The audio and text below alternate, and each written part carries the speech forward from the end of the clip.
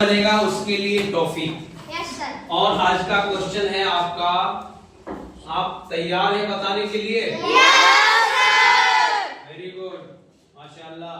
सबसे पहले बिस्मिल्लाहिर्रहमानिर्रहीम किस सहाबी ने लिखा? खालिद बिन सईद। शाबाश, खालिद बिन सईद बिन अबी वक्कास। माशाल्लाह।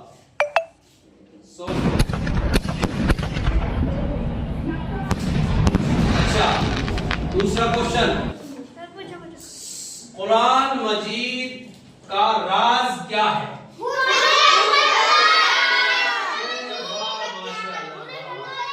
आपको तो ये भी पता है, कुरान मजीद का राज क्या है?